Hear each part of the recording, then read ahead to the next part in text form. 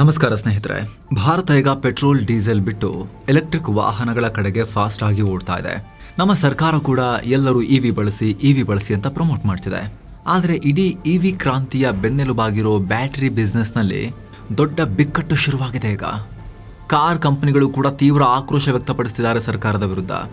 ಎಷ್ಟು ಗಂಭೀರ ಆಗಿದೆ ಅಂದರೆ 50 ವರ್ಷಗಳಿಂದ ದೇಶದಲ್ಲಿ ಬೇರೂರಿದ್ದ ದೈತ್ಯ ಜಾಪನೀಸ್ ಕಂಪನಿ ಪ್ಯಾನಾಸೋನಿಕ್ ಫ್ಯಾಕ್ಟರಿಯನ್ನು ಮುಚ್ಚಿ ದೇಶ ಬಿಟ್ಟು ಹೋಗ್ತೀವಿ, ಭಾರತದಲ್ಲಿ ಇರಲ್ಲ ಅಂತ ಹೇಳಿ ಬೆದರಿಕೆ ಹುಟ್ಟಿದ್ದಾರೆ. ಓಪನ್ ಆಗಿ ಅದರ ಸಿಇಒ.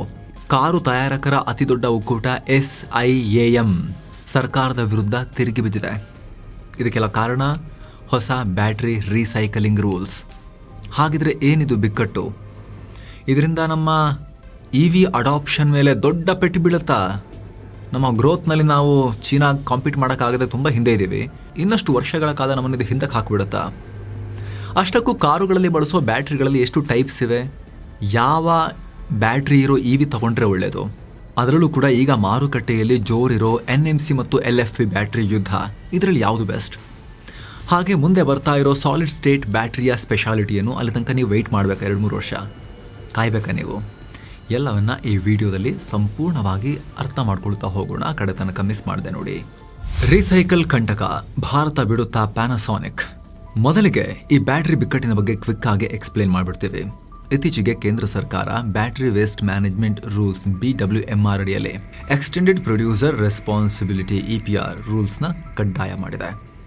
ಈ ರೂಲ್ಸ್ ಪ್ರಕಾರ ಯಾರು ಬ್ಯಾಟರಿ ಉತ್ಪಾದನೆ ಮಾಡ್ತಾರೋ ಅವರೇ ಹಳೆ ಬ್ಯಾಟ್ರಿಗಳನ್ನು ಕಡ್ಡಾಯವಾಗಿ ವಾಪಸ್ ಕಲೆಕ್ಟ್ ಮಾಡಲೇಬೇಕು.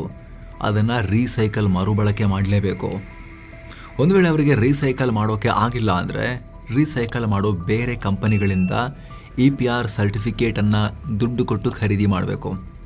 ಅಂದರೆ ನೀವೇ ರೀಸೈಕಲ್ ಮಾಡಿ ಅಥವಾ ದುಡ್ಡು ಕೊಟ್ಟಾದರೂ ಬೇರೆಯವ್ರ ಹತ್ರ ರೀಸೈಕಲ್ ಮಾಡಿಸ್ಬಿಟ್ಟು ಅದಕ್ಕೆ ಸರ್ಟಿಫಿಕೇಟ್ ತೊಗೊಳ್ಳಿ ಅನ್ನೋದು, ಅದು ನಿಮ್ಮ ಜವಾಬ್ದಾರಿ ಅನ್ನೋದು ಸರ್ಕಾರ ಅವ್ರ ತಲೆ ಮೇಲೆ ಹಾಕ್ತಾ ಇದೆ, ಉತ್ಪಾದನೆ ಮಾಡೋರ ಮೇಲೇ.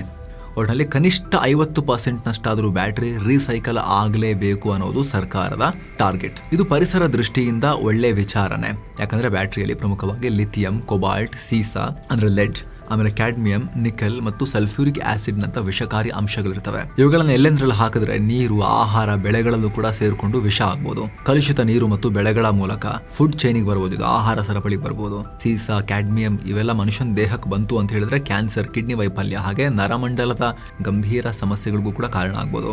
ಜೊತೆಗೆ ರೀಸೈಕಲ್ ಮಾಡಿದಾಗ ಗಣಿಗಾರಿಕೆ ಮೇಲಿನ ಪ್ರೆಷರ್, ನಮ್ಮ ಹತ್ರ ಅಷ್ಟೊಂದು ಸಂಪತ್ತು ಎಲ್ಲವೂ ಇಲ್ಲ ಇದರಲ್ಲಿ. ಸೊ ರೀಸೈಕಲ್ ಮಾಡಿದಾಗ ಸುಮ್ಮನೆ ವೇಸ್ಟ್ ಆಗಿ ಮನುಷ್ಯರಿಗೆ, ಪ್ರಕೃತಿಗೆ ಡ್ಯಾಮೇಜ್ ಆಗೋದ್ರ ಬದಲಿಗೆ ಮತ್ತೆ ರೀಯೂಸ್ ಆದರೂ ಆಗುತ್ತೆ ಒಂದಷ್ಟು ಭಾಗ ಅದರಲ್ಲಿ. ಆ ಲೆಕ್ಕಾಚಾರ ಇದೆ. ಸೊ ಎಲ್ಲ ಥರದಲ್ಲೂ ಒಳ್ಳೆಯದೇ. ಆದರೆ ಸರ್ಕಾರದ ರೂಲ್ಸಲ್ಲಿ ಒಂದು ಸಮಸ್ಯೆ ಇದೆ. ಈ ರೂಲ್ಸಲ್ಲಿ ಸರ್ಕಾರ ಏನು ಮಾಡಿದೆ, ಬೈಕ್, ಕಾರಲ್ಲಿ ಬಳಸೋ ಬ್ಯಾಟ್ರಿಯಿಂದ ಹಿಡಿದು ದೊಡ್ಡ ದೊಡ್ಡ ಬ್ಯಾಟ್ರಿಯಿಂದ ಹಿಡಿದು ರಿಮೋಟ್ ಗಡಿಯಾರಗಳಲ್ಲಿ ಬಳಸೋ ಚಿಕ್ಕ ಪುಟ್ಟ ಡ್ರೈ ಬ್ಯಾಟ್ರಿ ಸೆಲ್ವರೆಗೂ ಕೂಡ ಎಲ್ಲವನ್ನ ಸೇರಿಸ್ಬಿಟ್ಟಿದ್ದಾರೆ. ಇದನ್ನ ಈಗ ಎಲ್ಲರೂ ವಿರೋಧಿಸ್ತಿದ್ದಾರೆ. ಕಾರು, ಬೈಕ್ನವರು ಕೂಡ ವಿರೋಧಿಸ್ತಿದ್ದಾರೆ. ಹಾಗೆ ರಿಮೋಟ್ ಗಡಿಯಾರಗಳಲ್ಲಿ ಬಳಸೋ ಡ್ರೈ ಸೆಲ್ ಬ್ಯಾಟ್ರಿಗಳ ಮಾರುಕಟ್ಟೆಯ ಮುಖ್ಯ ಪ್ಲೇಯರ್ ಪ್ಯಾನಾಸೋನಿಕ್ ಅವರು ಕೂಡ ವಿರೋಧಿಸ್ತಿದ್ದಾರೆ. ಪ್ಯಾನಾಸೋನಿಕ್ನವ್ರ ವಾದ ಏನು ಅಂದರೆ, ನೀವು ಮಾಡೋದು ಮಾಡ್ಕೊಳ್ಳಿ, ಆಟೋಮೊಬೈಲ್ನವ್ರಿಗೆ ಮಾಡ್ಕೊಳ್ಳಿ, ದೊಡ್ಡ ದೊಡ್ಡ ಬ್ಯಾಟ್ರಿ ಮಾಡೋರಿಗೆ. ಲಿಥಿಯಂ ಬ್ಯಾಟ್ರಿಯಲ್ಲಿ ನಿಕಲ್, ಕೊಬಾಲ್ಟ್ ಇರುತ್ತೆ. ಅದು ಫುಲ್ ಸಾಮರ್ಥ್ಯ ಏನು ಕಳ್ಕೊಂಡಿರೋದಿಲ್ಲ, ಅರ್ಧ ಮುಕ್ಕಾಲು ಸಾಮರ್ಥ್ಯ ಉಳಿದಿರುತ್ತೆ 16 ವರ್ಷಗಳು ಕಳೆದ ಮೇಲೂ ಕೂಡ. ಅದನ್ನು ರೀಸೈಕಲ್ ಮಾಡಿದ್ರೆ ಅದರಿಂದ ಲಾಭನೂ ಇದೆ, ಮತ್ತೆ ಅಷ್ಟು ಗಣಿಗಾರಿಕೆ ಮಾಡೋದು ತಪ್ಪುತ್ತೆ. ಆ ಡ್ರೈ ಸೆಲ್ ಬ್ಯಾಟ್ರಿಯಲ್ಲಿರೋದು ಬರೀ ಜಿಂಕ್ ಮತ್ತು ಪೇಸ್ಟ್. ಇದನ್ನು ರೀಸೈಕಲ್ ಮಾಡೋಕ್ಕೆ ಆಗೋ ಖರ್ಚಿದೆಯಲ್ಲ, ಹೊಸ ಕಚ್ಚಾ ವಸ್ತು ಜಿಂಕನ್ನು ಖರೀದಿ ಮಾಡೋಕ್ಕಿಂತ 2 ಪಟ್ಟು ಜಾಸ್ತಿ, 200% ಹೆಚ್ಚು. ಜೊತೆಗೆ ಜನರಿಂದ ಈ ಚಿಕ್ಕ ಚಿಕ್ಕ ಬ್ಯಾಟ್ರಿಗಳನ್ನು ನಾವು ಹೋಗಿ ಹೆಂಗೆ ಕಲೆಕ್ಟ್ ಮಾಡೋಣ, ಅದಕ್ಕೆ ಎಷ್ಟು ಖರ್ಚಾಗುತ್ತೆ ಗೊತ್ತಾ ಅದೆಲ್ಲ ಮಾಡೋಕ್ಕೆ, ಅದಕ್ಕೆ ಸಿಸ್ಟಮ್ ಸೆಟಪ್ ಮಾಡೋಕ್ಕೆ. ಈ ಬಿಸ್ನೆಸ್ಸಲ್ಲಿ ಅಷ್ಟೊಂದು ಲಾಭ ಇಲ್ಲ, ಮಾಡೋಕ್ಕಾಗಲ್ಲ. ನಮ್ಮ ರೆವೆನ್ಯೂಗಿಂತ ಖರ್ಚೆ ಜಾಸ್ತಿ ಆಗುತ್ತೆ, ಮಾಡೋಕ್ಕಾಗಲ್ಲ.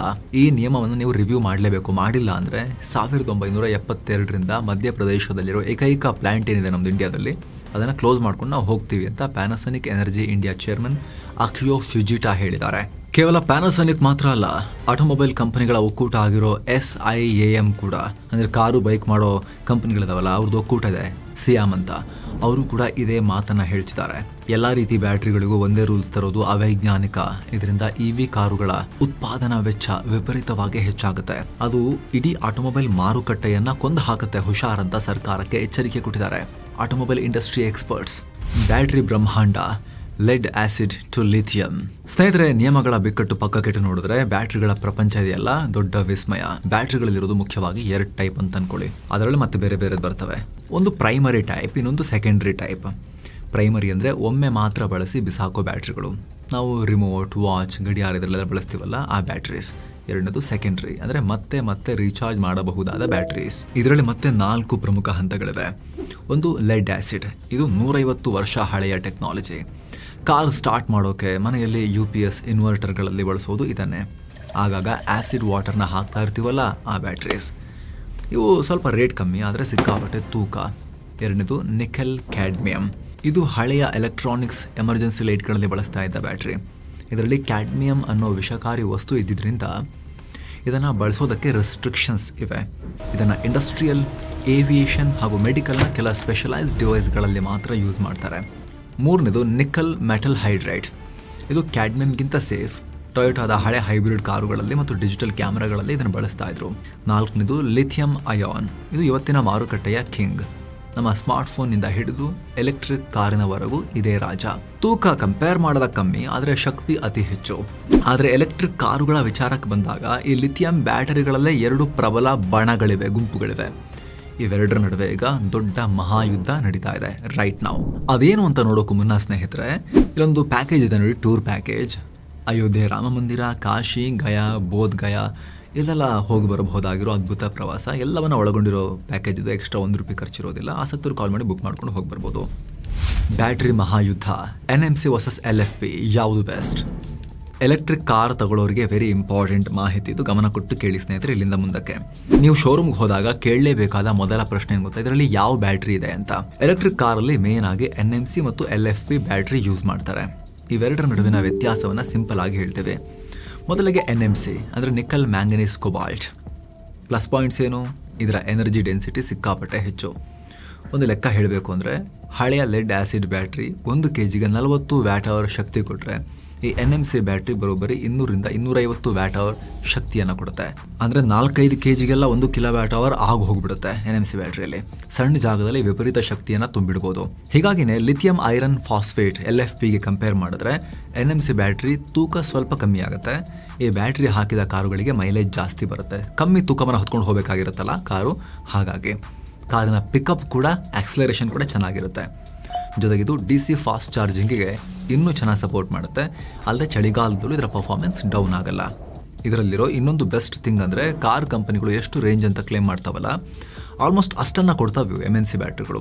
ಉದಾಹರಣೆಗೆ ಹ್ಯುಂಡೈ ಅವರು ಜಾಸ್ತಿ NMC ಬ್ಯಾಟ್ರಿಗಳನ್ನು ಇಲ್ಲಿವರೆಗೂ ಕೂಡ ಫಾಲೋ ಮಾಡ್ತಾ ಬಂದಿರೋದು. ಅದೇ ಕಾರಣಕ್ಕೋಸ್ಕರ ನಿಮಗೆ ಬೇರೆ ಕಂಪನಿಗಳದೆಲ್ಲ ಏನಾಗುತ್ತೆ, ಕಾರ್ಗಳು 500 ಕಿಲೋಮೀಟರ್ ರೇಂಜ್ ಅಂತ ಹೇಳ್ತಾರೆ, 350-400 ಬಂದುಬಿಡುತ್ತೆ. ಹ್ಯುಂಡೈ ಅವ್ರದ್ದು ಆಲ್ಮೋಸ್ಟ್ ಕ್ಲೇಮ್ ರೇಂಜ್ನ 10ಕ್ಕೆ ಬರುತ್ತೆ, ಕೆಲವೊಂದ್ಸಲಿ ಜಾಸ್ತಿನೇ ಬರುತ್ತೆ ಮೋಸ್ಟ್ ಸರ್ಕಮ್ಸ್ಟಾನ್ಸಸಲ್ಲಿ. ಯಾಕಂದರೆ ಅದರಲ್ಲಿರೋ NMC ಬ್ಯಾಟ್ರಿ ಕಾರಣದಿಂದಾಗಿ. ಮೈನಸ್ ಪಾಯಿಂಟ್ಸ್ ಏನು? ಇದು ವಿಪರೀತ ದುಬಾರಿ. ಇದರಲ್ಲಿ ಬಳಸೋ ಕೊಬಾಲ್ಟ್ ಬೆಲೆ ಆಕಾಶದಲ್ಲಿದೆ. ಜೊತೆಗೆ ಕೊಬಾಲ್ಟ್ ಗಣಿಗಾರಿಕೆಯಿಂದ ಪರಿಸರಕ್ಕೂ ಹಾನಿ ಇದೆ. ಇದರಲ್ಲಿರೋ ಮತ್ತೊಂದು ಡೇಂಜರ್ ಅಂದರೆ ಥರ್ಮಲ್ ರನ್ವೇ. ಬ್ಯಾಟ್ರಿ ವಿಪರೀತ ಬಿಸಿ ಆದರೆ, ಡ್ಯಾಮೇಜ್ ಆದರೆ ಕಾರಿಗೆ ಬೆಂಕಿ ಹತ್ಕೊಳ್ಳೋ ಭಯ ಜಾಸ್ತಿ ಇತ್ತು ಮುಂಚೆ. ಯಾಕಂದರೆ ಇದರಲ್ಲಿನ ಕ್ಯಾಥೋಡ್ ಡಿಕಂಪೋಸಿಷನ್ನಿಂದ ವಿಪರೀತ ಹೀಟ್ ಉತ್ಪತ್ತಿ ಆಗ್ತಾ ಇತ್ತು. ಆದರೆ ಇತ್ತೀಚೆಗೆ ಆ ಪ್ರಾಬ್ಲಮ್ ಇಲ್ಲ NMCಯಲ್ಲಿ. ಬ್ಯಾಟ್ರಿ ಮ್ಯಾನೇಜ್ಮೆಂಟ್ ಸಿಸ್ಟಮ್ ತುಂಬ ಅಡ್ವಾನ್ಸ್ ಆಗಿದೆ. ಹಾಗೆ ಮಾಡಿದ್ರೆ, ಪ್ರಾಪರ್ ಟೆಕ್ನಾಲಜಿಯಿಂದ ಮಾಡಿದ್ರೆ ಆ ರಿಸ್ಕ್ ಅಷ್ಟೊಂದಿಲ್ಲ. ನಿಮ್ಗೆ ಆಗಲೇ ಹೇಳಿದ ಹಾಗೆ ಹ್ಯುಂಡೈ ಗ್ರೂಪ್ನವರು ತಮ್ಮ 30 ಲಕ್ಷ, 50 ಲಕ್ಷ, 60 ಲಕ್ಷದ ಕಾರುಗಳಲ್ಲೂ ಕೂಡ NMC ಬ್ಯಾಟ್ರಿಗಳನ್ನೇ ಯೂಸ್ ಮಾಡಿ ಜಗತ್ತಿನಾದ್ಯಂತ ಸೇಲ್ ಮಾಡ್ತಿದ್ದಾರೆ. ಅವು ಒಳ್ಳೆ ಪರ್ಫಾರ್ಮೆನ್ಸ್ನ ಟ್ರ್ಯಾಕ್ ರೆಕಾರ್ಡ್ ಕೂಡ ಹೊಂದಿವೆ. ಉದಾಹರಣೆಗೆ ಹ್ಯುಂಡೈ ಅಯಾನಿಕ್ 5 ಥರದ ಗ್ಲೋಬಲ್ ಕಾರಲ್ಲೂ ಕೂಡ NMC ಬ್ಯಾಟ್ರಿಯನ್ನೇ ಇಲ್ಲಿವರೆಗೂ ಯೂಸ್ ಮಾಡ್ತಿರೋದು. ಹಾಗಂತ ಹ್ಯುಂಡೈನವ್ರ ಫ್ಯೂಚರಲ್ಲೂ ಕೂಡ ಎಲ್ಲದೂ ಅದನ್ನೇ ಯೂಸ್ ಮಾಡ್ತಾರೆ ಅಂತಲ್ಲ. ನೆಕ್ಸ್ಟ್ ಅವ್ರದ್ದು ಇನ್ಸ್ಟರ್ EV ಅಂತ ಸ್ಮಾಲ್ ಕಾಂಪ್ಯಾಕ್ಟ್ EV ಇಂಡಿಯಾದಲ್ಲಿ ಬರ್ತಾ ಇದೆ. ಅದರಲ್ಲಿ ಅವರು ಬಹುಶಃ LFP ಬ್ಯಾಟ್ರಿಗೆ ಮೂವ್ ಆಗೋ ಲೆಕ್ಕಾಚಾರಗಳಿದ್ದಾವೆ, ನೋಡೋಣ. ಸೊ ನೀವು ಚೆಕ್ ಮಾಡ್ಕೋಬೇಕು ಅದನ್ನು. ನೆಕ್ಸ್ಟ್ ಈಗ LFP ಬ್ಯಾಟ್ರಿಗಳ ಬಗ್ಗೆ ನೋಡೋಣ. ಹೆಚ್ಚಿನ ಕಾರುಗಳಲ್ಲಿ ಅದೇ ಇರೋದು ಈಗ ಇಂಡಿಯಾದಲ್ಲಿ, lithium iron phosphate. Tata motors, BYD ಕಾರುಗಳು, ಮಹೀಂದ್ರಾ ಕಾರುಗಳಲ್ಲಿ BYD ಬ್ಯಾಟ್ರಿನ ಯೂಸ್ ಮಾಡ್ತಿದ್ದಾರಲ್ವ. ಸೊ ಇದೇ ಬ್ಯಾಟ್ರಿ ಇರೋದು. ಇದರ ಅತಿ ದೊಡ್ಡ ಪ್ಲಸ್ ಪಾಯಿಂಟ್ ಏನು ಅಂದರೆ ಇದರ ಸೇಫ್ಟಿ ರೆಕಾರ್ಡ್ಸ್. ಎಷ್ಟೇ ಶಾರ್ಟ್ ಸರ್ಕ್ಯೂಟ್ ಆದರೂ ಕೂಡ, ಬ್ಯಾಟ್ರಿ ಜಜ್ಜಿ ಹೋದರೂ ಕೂಡ ಬೆಂಕಿ ಹತ್ಕೊಳ್ಳೋ ಚಾನ್ಸಸ್ ತೀರಾ ಕಮ್ಮಿ. ಭಾರತದ ಬಿಸಿಲಿಗೆ ಇದು ಬೆಸ್ಟ್ ಅನ್ನಿಸ್ಕೊಳ್ಳುತ್ತೆ. ಜೊತೆಗೆ ಲಾಂಗ್ ಲೈಫ್. ಕೊಬಾಲ್ಟ್ ಇಲ್ಲದ ಕಾರಣ ಬೆಲೆ NMCಗೆ ಕಂಪೇರ್ ಮಾಡಿದ್ರೆ ಸ್ವಲ್ಪ ಕಮ್ಮಿ. ಮತ್ತು ದಿನಾನು 100% ಚಾರ್ಜ್ ಮಾಡಿದ್ರೂ ಯಾವುದೇ ಟೆನ್ಷನ್ ಇಲ್ಲ. ಮೈನಸ್ ಪಾಯಿಂಟ್ಸ್ ಏನು? ಇದರ ಎನರ್ಜಿ ಡೆನ್ಸಿಟಿ ಕಮ್ಮಿ. ಅಂದರೆ 1 kgಗೆ ಇದು 90 ರಿಂದ 160 ವ್ಯಾಟ್-ಅವರ್ ಶಕ್ತಿ ಮಾತ್ರ ಕೊಡುತ್ತೆ. ಹಾಗಾಗಿ ಇದೇ ಕಾರಣಕ್ಕೆ ಇವೆರಡನ್ನೂ ಮೀರಿಸೋ ರೀತಿಯಲ್ಲಿ, NMC ಮತ್ತು LFP ಎರಡನ್ನೂ ಮೀರಿಸೋ ರೀತಿಯಲ್ಲಿ ಮುಂದಿನ 3-4 ವರ್ಷಗಳಲ್ಲಿ ಒಂದು ಹೊಸ ಬ್ರಹ್ಮಾಸ್ತ್ರ ಮಾರ್ಕೆಟಿಗೆ ಬರ್ತಾ ಇದೆ. ಅದು ಕರೆಂಟ್ EV ಬ್ಯಾಟ್ರೀಸಲ್ಲಿರೋ ಮೆಜಾರಿಟಿ ಆಫ್ ಪ್ರಾಬ್ಲಮ್ಸ್ನ ಸಾಲ್ವ್ ಮಾಡೋ ಹೋಪ್ಸ್ ಇದೆ. ಮುಖ್ಯವಾಗಿ ತೂಕ, ಎಷ್ಟು ತೂಕಕ್ಕೆ ಎಷ್ಟು ಎನರ್ಜಿ ಕೊಡುತ್ತೆ ಅನ್ನೋ ವಿಚಾರದಲ್ಲಿ ಮ್ಯಾಜಿಕ್ ಆಗುತ್ತೆ. ಅರ್ಧ ಸೈಜ್ ಡಬಲ್ ಪವರ್, ಏನಿದು ಸಾಲಿಡ್ ಸ್ಟೇಟ್ ಬ್ಯಾಟ್ರಿ. ಸ್ನೇಹಿತರೆ, ಈ ಸಾಲಿಡ್ ಸ್ಟೇಟ್ ಬ್ಯಾಟ್ರಿ ಇಡೀ ಆಟೋಮೊಬೈಲ್ ಜಗತ್ತು ವೇಟ್ ಮಾಡ್ತಿರೋ ಟೆಕ್ನಾಲಜಿ. ಯಾವುದೇ ಬ್ಯಾಟ್ರಿ ಒಳಗಡೆ 3 ಮೇನ್ ಪಾರ್ಟ್ಸ್ ಇರುತ್ತೆ. ಕ್ಯಾಥೋಡ್ ಪ್ಲಸ್, ಆ್ಯನೋಡ್ ಪ್ಲಸ್ ಮತ್ತು ಇವೆರಡರ ಮಧ್ಯೆ ಸೇತುವೆ ಥರ ಇರೋ ಎಲೆಕ್ಟ್ರೋಲೈಟ್. ಇವತ್ತಿನ ಲಿಥಿಯಂ ಅಯಾನ್ ಬ್ಯಾಟ್ರಿಗಳ ಒಳಗಡೆ ಅಯಾನುಗಳು ಓಡಾಡೋಕೆ ಈ ಎಲೆಕ್ಟ್ರೋಲೈಟ್ ಅನ್ನೋದು ಒಂದು ದ್ರವ ಅಥವಾ ಲಿಕ್ವಿಡ್ ರೂಪದಲ್ಲಿರುತ್ತೆ. ಇದು ಪೆಟ್ರೋಲ್ ತರಹನೇ ಬೇಗ ಬೆಂಕಿ ಹತ್ಕೋಬೋದು. ಬ್ಯಾಟ್ರಿ ಶಾರ್ಟ್ ಸರ್ಕ್ಯೂಟ್ ಆದಾಗ ಅಥವಾ ಓವರ್ ಹೀಟ್ ಆದಾಗ ಈ ಲಿಕ್ವಿಡ್ ಕುದಿಯೋಕೆ ಶುರುವಾಗಿ ಗ್ಯಾಸ್ ರಿಲೀಸ್ ಆಗಿ ಪಟ್ಟಂತ ಬೆಂಕಿ ಹತ್ಕೊಂಡ್ಬಿಡೋ ಚಾನ್ಸಸ್ ಇರುತ್ತೆ. ಆದರೆ ಸಾಲಿಡ್ ಸ್ಟೇಟ್ ಬ್ಯಾಟ್ರಿಯಲ್ಲಿ ಈ ಲಿಕ್ವಿಡನ್ನೇ ಸಂಪೂರ್ಣವಾಗಿ ತೆಗೆದು ಹಾಕಲಾಗುತ್ತೆ. ಅದರ ಬದಲಿಗೆ ಗಾಜು, ಗ್ಲಾಸ್, ಸೆರಾಮಿಕ್ ಅಥವಾ ಸಲ್ಫೈಡ್, ಈ ಘನ ವಸ್ತು ಗಟ್ಟಿ ಬ್ಲಾಕನ್ನು ಯೂಸ್ ಮಾಡ್ತಾರೆ. ನೀವು ಕೇಳ್ಬೋದು, ಇವಾಗ ಹಾಗಾದರೆ ಅಯಾನುಗಳು ಮುಂಚೆ ಲಿಕ್ವಿಡಲ್ಲಿ ಈಜ್ಕೊಂಡು ಹೋಗ್ತಾ ಇದ್ವು, ಇವಾಗ ಹೆಂಗೆ ಹೋಗ್ತವೆ ಗಟ್ಟಿ ವಸ್ತುವಲ್ಲಿ ಅಂತ ಕೇಳ್ಬೋದು ನೀವು. ಈ ಸೆರಾಮಿಕ್ ಅಥವಾ ಗ್ಲಾಸ್ ಮೆಟೀರಿಯಲ್ ಒಳಗಡೆ ಕಣ್ಣಿಗೆ ಕಾಣದ ಸಣ್ಣ ಸಣ್ಣ ದಾರಿಗಳಿರ್ತವೆ, ಕ್ರಿಸ್ಟಲ್ ಲ್ಯಾಟೈಸ್. ಅಯಾನುಗಳು ಈ ದಾರಿಯಲ್ಲಿ ಒಂದು ಕಡೆಯಿಂದ ಇನ್ನೊಂದು ಕಡೆಗೆ ಕುಪ್ಪಳಿಸ್ತಾ, ಜಂಪ್ ಮಾಡ್ತಾ, ಹಾಪ್ ಮಾಡ್ತಾ ಹೋಗ್ತವೆ. ಇದರಿಂದ ಚಾರ್ಜ್ನ ಸ್ಟೋರ್ ಮಾಡಿಕೊಂಡು ರಿಲೀಸ್ ಮಾಡ್ತವೆ. ಸೊ ಬೆಂಕಿಯ ಚಾನ್ಸಸ್ ಕಮ್ಮಿ, ಸೇಫ್ಟಿ ಇಂಪ್ರೂವ್ ಆಯಿತು. ಈ ಬ್ಯಾಟ್ರಿಗೆ ನೀವು ಮಳೆ ಹೊಡೆದ್ರೂ ಕೂಡ, ಕತ್ತರಿಸಿದ್ರು ಕೂಡ ಬೆಂಕಿ ಹತ್ಕೊಳ್ಳೋದು ಕಷ್ಟ. ಎರಡನೇದು double range, high energy density. Normal ಬ್ಯಾಟ್ರಿಗಳಲ್ಲಿ ಲಿಥಿಯಂ ಅಯಾನ್ ಬ್ಯಾಟ್ರಿನೇ ತಗೊಳ್ಳಿ ನೀವು, ಅದರಲ್ಲಿ ಏನಾಗುತ್ತೆ ಸ್ನೇಹಿತರೆ, ಎಲೆಕ್ಟ್ರೋಲೈಟ್ಸ್ ಲಿಕ್ವಿಡ್ ಇರ್ತವೆ. ಆಮೇಲೆ ಗ್ರಾಫೈಟ್ ಆನೋಡ್ ಬೇಕಾಗತ್ತೆ, ಒಂಥರ ಪಾರ್ಕಿಂಗ್ ಗ್ಯಾರೇಜ್ ಥರ ವರ್ಕ್ ಮಾಡೋಕ್ಕೆ, ಅದು ಕೂಡ ಸ್ಟೋರ್ ಮಾಡಲ್ಲ. ಲಿಥಿಯಂ ಅಯಾನ್ಗಳಲ್ಲಿ ಚಾರ್ಜ್ನ ಸ್ಟೋರ್ ಮಾಡೋಕ್ಕೆ ಹೆಲ್ಪ್ ಮಾಡೋ ಒಂದು ಪಾರ್ಕಿಂಗ್ ಗ್ಯಾರೇಜ್ ಥರ ಇರುತ್ತೆ ಗ್ರಾಫೈಟ್ ಆನೋಡ್. ಸೊ ಎಲೆಕ್ಟ್ರೋಲೈಟ್ ಕೂಡ ಲಿಕ್ವಿಡ್ ಇರುತ್ತೆ, ಜಾಸ್ತಿ ಸ್ಪೇಸ್ ತಗೊಳುತ್ತೆ. ಆದರೆ ಈ ಸಾಲಿಡ್ ಸ್ಟೇಟ್ ಬ್ಯಾಟ್ರಿಗಳಲ್ಲಿ ಗ್ರಾಫೈಟ್ ಆನೋಡ್ ಬದಲು ಲಿಥಿಯಂ ಮೆಟಲನ್ನು ಯೂಸ್ ಮಾಡಲಾಗುತ್ತೆ. ಜೊತೆಗೆ ಇಲ್ಲಿ ಲಿಕ್ವಿಡ್ ಎಲೆಕ್ಟ್ರೋಲೈಟ್ಸ್ ಬದಲಿಗೆ ಸಾಲಿಡ್ ಆಗಿರೋ, ಡೆನ್ಸ್ ಆಗಿರೋ, ಕಮ್ಮಿ ಜಾಗದಲ್ಲಿ ಜಾಸ್ತಿ ಹಿಡಿಸೋ ಮೆಟೀರಿಯಲನ್ನು, ಸಾಲಿಡ್ ಮೆಟೀರಿಯಲನ್ನು ಯೂಸ್ ಮಾಡೋದ್ರಿಂದ ನಿಮಗೆ ಸೈಜ್ ಅರ್ಧಕ್ಕರ್ಧ ಕಮ್ಮಿ ಆಗುತ್ತೆ. ಜಸ್ಟ್ 1 kgಯಲ್ಲಿ 400 to 500 ವ್ಯಾಟ್ ಅವರ್ ಶಕ್ತಿಯನ್ನು, 2 kg ತೂಕದಲ್ಲಿ ಆಲ್ಮೋಸ್ಟ್ 1 kWh ಶಕ್ತಿಯನ್ನು ತುಂಬಬಹುದು. ಇದರಿಂದ ಈಗಿರೋ ಬ್ಯಾಟ್ರಿ ಸ್ಪೇಸ್ನಲ್ಲೇ ಕಾರಿನ ರೇಂಜ್ ಡಬಲ್ ಮಾಡಬಹುದು, ಅಥವಾ ಕಾರಿನ ವೆಯ್ಟನ್ನು ಅರ್ಧಕ್ಕರ್ಧ ಕಮ್ಮಿ ಮಾಡಿ ಮೈಲೇಜ್ ಜಾಸ್ತಿ ಮಾಡ್ಬೋದು. ಕಾರಿನ ಹ್ಯಾಂಡ್ಲಿಂಗ್ ಇಂಪ್ರೂವ್ ಮಾಡ್ಬೋದು. ತೂಕ ಕಮ್ಮಿ ಇದ್ದಷ್ಟು ಕೂಡ ಕಾರಿನ ಹ್ಯಾಂಡ್ಲಿಂಗ್ ಇಂಪ್ರೂವ್ ಆಗುತ್ತೆ. ಟೈರ್ ಕಮ್ಮಿ ಸವಿಯುತ್ತೆ. ಜೊತೆಗೆ ಕಮ್ಮಿ ತೂಕ ಹೊರಬೇಕಾಗಿರೋದ್ರಿಂದ ಮೈಲೇಜ್ ಇಂಪ್ರೂವ್ ಆಗುತ್ತೆ, ರೇಂಜ್ ಜಾಸ್ತಿ ಆಗುತ್ತೆ. ಜೊತೆಗೆ super fast charging. Solid state battery rapid ಆಗಿ ಹೀಟ್ ಆಗಲ್ಲ. ಹೀಗಾಗಿ ಈಗಿರೋದಕ್ಕಿಂತ ಫಾಸ್ಟಾಗಿ ಕಾರ್ ಚಾರ್ಜ್ ಮಾಡ್ಬೋದು. ಜಸ್ಟ್ 10 to 15 ನಿಮಿಷದಲ್ಲಿ ಕಾರ್ 0 to 80% ಚಾರ್ಜ್ ಆಗೋಗುತ್ತೆ. ಕಾಫಿ ಕುಡಿದು ವಾಶ್ರೂಮ್ ಹೋಗೋ ಟೈಮ್ನಲ್ಲಿ ಕಾರ್ ಚಾರ್ಜ್ ಆಗಿ ವೆಯ್ಟೇ ಮಾಡ್ತಿರುತ್ತೆ. ಜೊತೆಗೆ ಇದರಲ್ಲಿ ಲಿಕ್ವಿಡ್ ಇಲ್ಲದ ಕಾರಣ ಬ್ಯಾಟ್ರಿ ಒಳಗಿನ ಸವೆತ, ಡಿಗ್ರೇಡೇಷನ್ ಅತಿ ಕಮ್ಮಿ, ಲಾಂಗ್ ಲೈಫ್ ಕೂಡ ಇರುತ್ತೆ. ಯಾವಾಗ ಬರುತ್ತೆ ಹಾಗಾದರೆ ಇದು ತಗೊಂಬೇಡೋಣ? ಬರ್ತಾ ಇದೆ ಸ್ನೇಹಿತರೆ, 2-3 ವರ್ಷಗಳಲ್ಲಿ ನಿಮಗೆ ಆನ್ಸರ್ ಸಿಗುತ್ತೆ. Toyota, QuantumScape, Samsung SDI ನಂತ ದೈತ್ಯ ಕಂಪನಿಗಳು ಇದ್ರ ಮೇಲೆ ವರ್ಕ್ ಮಾಡ್ತಿವೆ. BMW, Mercedes Benz solid state ಬ್ಯಾಟ್ರಿನ ಕಾರ್ನಲ್ಲಿ ಹಾಕಿ ಟೆಸ್ಟ್ ಕೂಡ ಮಾಡಿವೆ. ಮರ್ಸಿಡೀಸ್ ಬೆನ್ಸ್ ತನ್ನ ಮಾಡಿಫೈಡ್ ಸೆಡಾನ್ ಕಾರಲ್ಲಿ ಸಾಲಿಡ್ ಸ್ಟೇಟ್ ಬ್ಯಾಟ್ರಿ ಹಾಕಿ 1205 ಕಿಲೋಮೀಟರ್ ಸಕ್ಸಸ್ಫುಲ್ ಆಗಿ ರನ್ ಕೂಡ ಮಾಡಿದೆ. ಹೀಗಾಗಿ BMW ನಿಂದ ಹಿಡಿದು ಹೋಂಡಾ ಕಂಪನಿವರೆಗೆ ಎಲ್ಲರೂ ಈ ಸಾಲಿಡ್ ಸ್ಟೇಟ್ ಬ್ಯಾಟ್ರಿ ಟೆಸ್ಟ್ ಮಾಡ್ತಿದ್ದಾರೆ. ಟೊಯೋಟಾ ಕಂಪನಿ 2027, ಇನ್ನೊಂದು ವರ್ಷ ಅಥವಾ ಮ್ಯಾಕ್ಸಿಮಮ್ 2 ವರ್ಷ, 2028 ಹೊತ್ತಿಗೆ ಈ ಬ್ಯಾಟ್ರಿ ಕಾರುಗಳನ್ನು ರಸ್ತೆಗಿಳಿಸೋ ಪ್ಲಾನ್ನಲ್ಲಿದ್ದಾರೆ. 2030 ವೇಳೆಗೆ 100% ಪಕ್ಕಾ ಮೇನ್ ಸ್ಟ್ರೀಮ್ ಬ್ಯಾಟ್ರಿ ಆಗುತ್ತೆ ಇದು ಅನ್ನೋ ಹೋಪ್ಸ್ ಎಲ್ರಿಗೂ ಇದೆ. ಹಾಗಾಗಿ EV ತಗೊಳ್ಳೋರು ಯಾರಾದರೂ ಇದ್ರೆ, ನಾವು ಅದನ್ನೇ ಹೇಳಿಲ್ಲ ಲಾಸ್ಟ್ ವಿಡಿಯೋದಲ್ಲೂ ಕೂಡ, ಸದ್ಯಕ್ಕೆ ಸ್ನೇಹಿತರೆ ಯಾವುದಾದ್ರೂ ಚಿಕ್ಕ ಕಮ್ಮಿ ಬಜೆಟ್ನ EV ತಗೊಂಡು 2-3 ವರ್ಷ ತಳ್ಳೋದು ತುಂಬ ಉತ್ತಮ. 50-60 ಲಕ್ಷ, 1 ಕೋಟಿದ ಯಾರಾದರೂ ದುಬಾರಿ EV ತಗೊಳ್ಳೋ ಪ್ಲಾನ್ ಹಾಕಿದ್ರೆ ಇನ್ನು 2-3 ವರ್ಷ ಬಿಟ್ಟು ಸ್ವಲ್ಪ ಇದನ್ನೆಲ್ಲ ನೋಡಿಕೊಂಡು ತಗೊಂಡ್ರೆ ಅವರಿಗೆ ಬೆಟರ್ ವ್ಯಾಲ್ಯೂ ಸಿಗ್ಬೋದು ಲಾಂಗ್ ಟರ್ಮ್ನಲ್ಲಿ. ಯಾಕಂದರೆ ತೊಗೊಂಡ್ಬಿಟ್ಟು 2-3 ವರ್ಷ ಬಿಟ್ಟು ಹೊಸ ಟೆಕ್ನಾಲಜಿ ಬಂದು ರೆವಲ್ಯೂಷನರಿ ಆಗಿ ಅದೆಲ್ಲ ಚೇಂಜ್ ಮಾಡಿದಾಗ ಇಂಡಸ್ಟ್ರಿನ, ಹಳೆ ಕಾರುಗಳಿಗೆ ವ್ಯಾಲ್ಯೂ ಡೌನ್ ಆಗಿಬಿಡ್ಬೋದು. ಸೊ ನೋಡ್ಕೊಳ್ಳಿದ್ದೇನೆಲ್ಲವೂ ಕೂಡ. ಎಲ್ಲ ನನಗೆ ದುಡ್ಡೇನು ಮ್ಯಾಟ್ರ್ ಆಗಲ್ಲ, ಬೇಕಾದಷ್ಟಿದೆ. ನನಗೆ ಇವಾಗ ಖುಷಿ ಪಡೋದು ಮುಖ್ಯ. ನಾನು ತೊಗೊಳ್ತೀನಿ ಅಂದರೆ ತೊಗೋಬೋದು, ಏನು ಪ್ರಾಬ್ಲಮ್ ಇಲ್ಲ. ದುಡ್ಡಿರೋದೇ ಖರ್ಚು ಮಾಡೋಕ್ಕೆ ಶ್ರೀಮಂತರ ಹತ್ರ. ಇವಾಗ ನಿಮ್ಮ ಒಪಿನಿಯನ್ ಏನು ಸ್ನೇಹಿತರೆ? ಮಿಸ್ ಇಲ್ಲದೆ ಕಾಮೆಂಟ್ ಮಾಡಿ ತಿಳಿಸಿ. ಹಾಗೆ ಸ್ನೇಹಿತರೆ, ಕಡೆದಾಗಿ ವಿಡಿಯೋ ಕೆಳಗಿರೋ ಜಾಯಿನ್ ಬಟನ್ ಮೇಲೆ ಆಸಕ್ತ ವೀಕ್ಷಕರು ಕ್ಲಿಕ್ ಮಾಡಿ ಮಸ್ತ್ ಮಗ ಚಾನಲ್ಗೆ ಮೆಂಬರ್ಸ್ ಆಗಿ ಜಾಯಿನ್ ಆಗ್ಬೋದು. ಎಲ್ಲ ಮೆಂಬರ್ ಓನ್ಲಿ ವೀಡಿಯೋಸನ್ನು ನೋಡೋಕೆ ಶುರು ಮಾಡ್ಬೋದು. ಎಲ್ಲಕ್ಕಿಂತ ಹೆಚ್ಚಾಗಿ ನಮ್ಮ ಚಾನಲ್ಗೆ ನೀವು ಕೂಡ ಅತಿ ದೊಡ್ಡ ಸಪೋರ್ಟ್. ಆಸಕ್ತರು ಮಿಸ್ ಇಲ್ಲದೆ ಜಾಯಿನ್ ಬಟನ್ ಮೇಲೆ ಕ್ಲಿಕ್ ಮಾಡಿ ಡೀಟೇಲ್ಸ್ ಚೆಕ್ ಮಾಡಿ. ಮತ್ತೆ ಭೇಟಿ ಆಗ್ತಿರೋಣ. ನಮಸ್ಕಾರ.